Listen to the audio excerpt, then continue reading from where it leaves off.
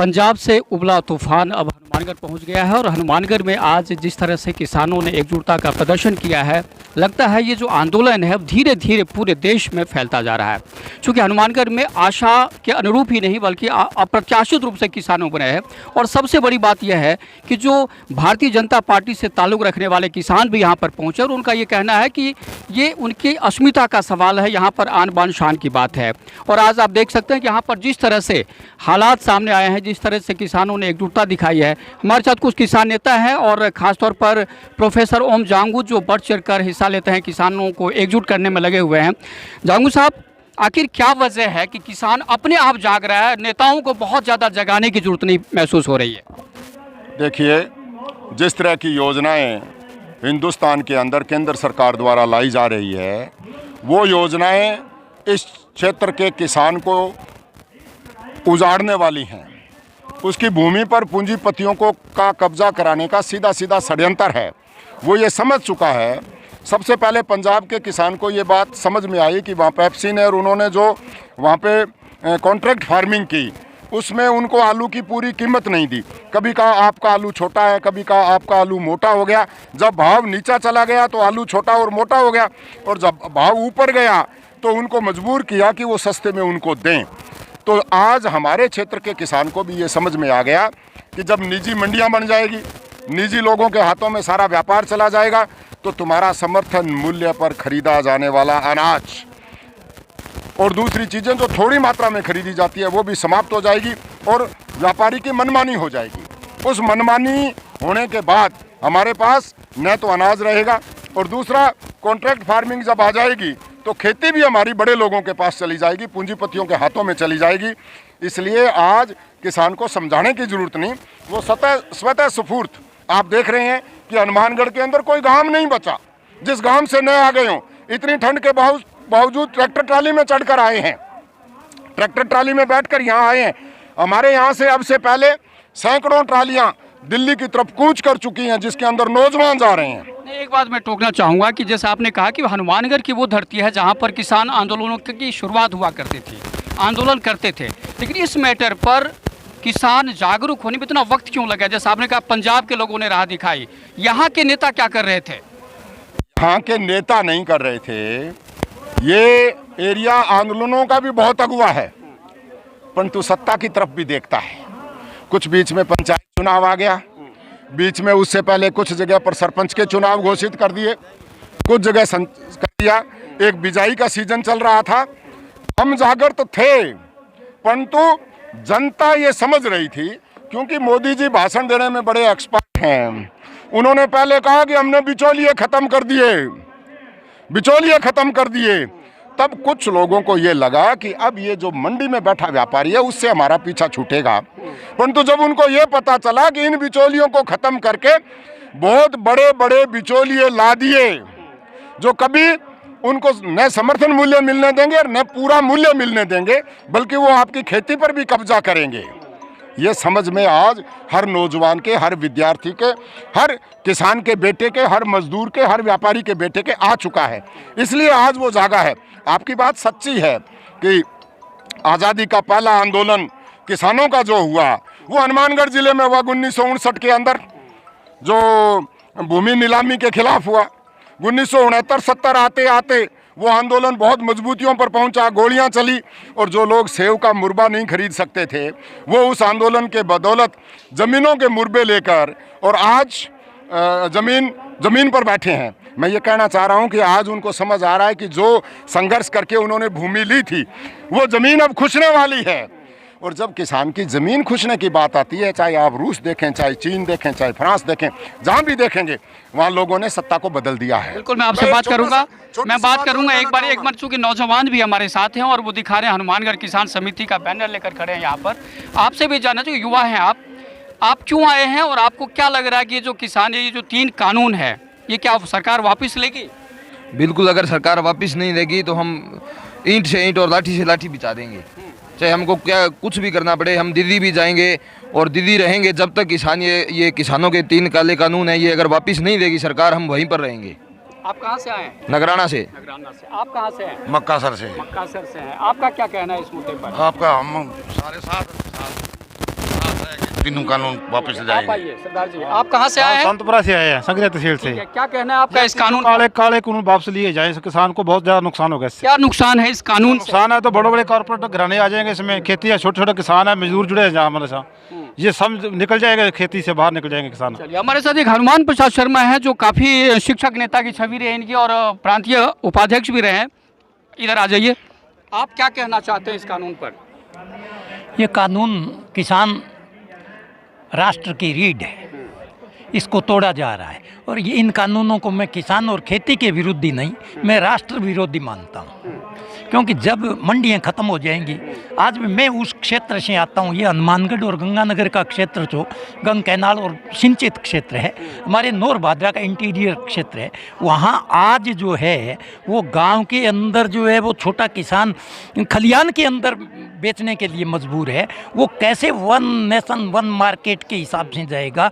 आज 6% किसान ही जो है वो मंडियों तक जा सकते हैं। चाहिए तो ये था कि मंडियों के अंदर मंडी प्रबंधन में, मैनेजमेंट में जो विसंगतियां हैं, जो कमियां हैं, जो प्रतिनिधित्व किसान को पूरा नहीं मिल पा रहा है, वो दूर करना चाहिए था। उन्होंने जैसी भी थी उस मंडी समिति को ख़त्म करने की ठेका प्रथा चालू कर दिया। तो ये सारा कारपोरेट घराने का है। और मैं तो कहता हूँ ये हालात अगर इसी प्रकार रहे तो हिंदुस्तान जो है अडानी और अंबानी स्थान की तरफ बढ़ेगा। तो ये हालात हैं।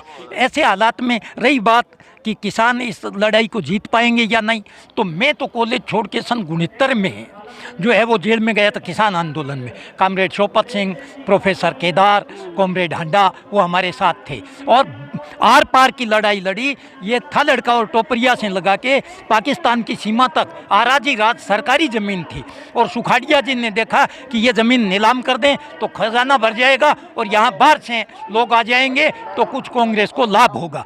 तो उन लोगों ने जो बगैर पार्टीबाजी के एक संघर्ष समिति बनाई और लड़ाई लड़ी और लड़ाई लड़ते लड़ते आखिर के अंदर जो है वो 71 के मार्च के अंदर, मुझे तारीख याद नहीं है। चलिए, इस पे मैं फिर कभी बात करूंगा आपसे और आपसे जानना चाहूँगा कि भाई क्या सबसे बड़ा विरोध क्या है? जैसा भी जांगू साहब ने कहा, हनुमान जी ने कहा, यूथ ने कहा, सबसे बड़ा विरोध क्या है, किस बात को लेकर है? सबसे बड़ा विरोध ये है कि आज जो लड़ाई है ये किसान की ज़मीन और ज़मीर की है। जो मोदी जी ये काला कानून जो थोप रहे हैं, सबसे पहले तो मैं ये पूछना चाहूँगा आपके माध्यम से कि भाई किसान की कोई बात है तो किसान से क्यों, कब पूछी गई है, कहाँ पूछी गई है? कोरोना काल का बहाना बना के और बिना किसी वो बुला के ये कानून पास कर दिया और उस पर राष्ट्रपति से सिग्नेचर ले लिए। हम ये कानून मानने को तैयार नहीं हैं। हम ये मांग करते हैं कि ये कानून वापस लें और इसके साथ साथ जो किसान मांग रहा है, किसान क्या मांग रहा है? किसान कोई आपकी वो कुर्सी थोड़ी मांग रहा है प्रधानमंत्री वाली। किसान सिर्फ एक चीज़ मांग रहा है कि हमें हमारी फसल पर MSP पर गारंटी चाहिए, मात्र गारंटी। इससे कम हमारी कोई नहीं, वो तो सरकार देने के लिए तैयार हो गई है। अब कहाँ दे रही है? लिखित रूप में कहाँ दे रही है? दूसरी बात मैं बता देता हूँ, वो तो घुमा फिरा के अब कृषि मंत्री जी कह रहे हैं MSP थी, MSP है, रहेगी। सब किसान की फसल MSP पे कहाँ खरीद हो रही है ये बताए ना हमें, कहाँ खरीद हुई है? हनुमानगढ़ की मंडी में बताइए, संगरिया मंडी में, गंगानगर मंडी में। MSP खरीद उसको बोलते हैं किसान का एक एक दाना MSP पे से कम ना तुले, चाहे वो कोई ट्रेडर खरीदे। तो अगर वो किसान की यही है सबसे हमारी सबसे बड़ा विरोध इसी बात को लेकर है। चलिए, आगे की क्या रणनीति रहेगी? हनुमानगढ़ के किसान यहीं पर रहेंगे या सिर्फ एक सांकेतिक है? इसके बाद क्या रणनीति रहेगी? आज का जो धरना है ये सांकेतिक है, पूरे देश के अंदर है। आज एक दिन के लिए धरना प्रदर्शन का आह्वान हमारी केंद्रीय समिति ने किया है। आगे के लिए हमने अभी इस मीटिंग में तय किया कि बीजेपी का कोई नेता जो किसानों को समझाने के लिए आएगा उसका हम विरोध करेंगे, उसको गाँव में नहीं घुसने देंगे और अगला जो भी फरमान केंद्रीय समिति की तरफ से आएगा उसको हम लागू करेंगे। अभी ट्रैक्टर ट्रालियों का आया है तो हम रवाना करने की तैयारी कर रहे हैं। MSP वाली बात जो अभी कह रहे थे उस पर मैं एक बात कहना चाहूँगा कि 32 चीज़ों का मूल्य केंद्र सरकार के द्वारा घोषित किया जाता है और खरीदी की जाती है 5। 27 के ऊपर कभी बात नहीं होती। न मक्का खरीदा जाता, न जौ खरीदा जाता, न आपका बाजरा खरीदा जाता। बहुत सी चीज़ें हैं जिनको खरीद नहीं की जाती है। चावल, ये आपका चावल हनुमानगढ़ में नहीं खरीदा जाता, पंजाब और हरियाणा में खरीदा जाता है। मूंगफली की खरीद का कोई मतलब नहीं है। सरसों में और चने के अंदर सीमाएं हैं। केवल एकमात्र गेहूं की फसल है जिसको समर्थन मूल्य पर पूरा खरीदा जाता है।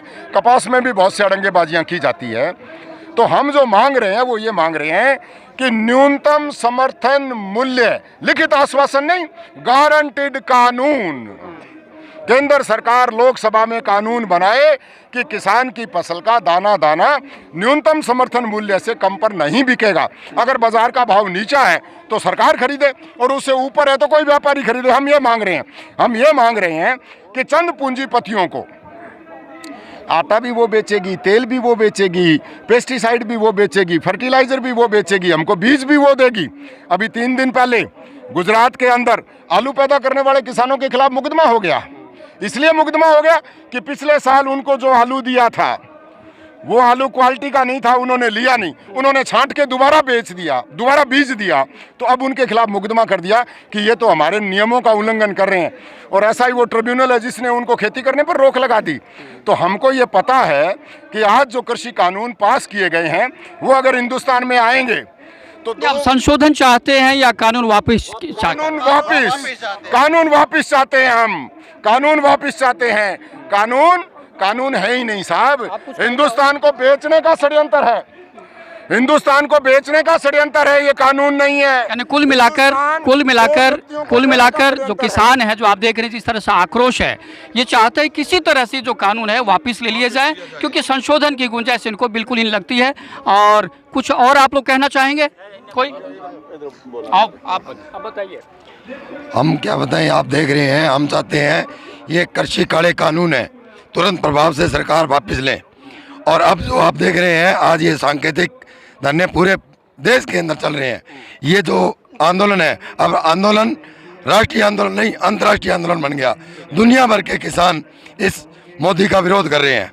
और जो बीजेपी के प्रतिनिधि हैं, हम इन यहाँ से आज इस मंच के माध्यम से कह रहे हैं, इनका जो बीजेपी के सांसद हैं, एमएलए हैं, उनको गांव में नहीं घुसने देंगे, उनका घोर विरोध करेंगे। बीजेपी के लोगों को गांव में नहीं घुसने देंगे। और आप एक चीज़ मैं दिखाना चाहूँगा आपको कि जिस तरह से ट्रालियाँ खड़ी हैं यहाँ पर और दिल्ली कूच करने की तैयारी हो रही है, दिल्ली घेरने की बात हो रही है।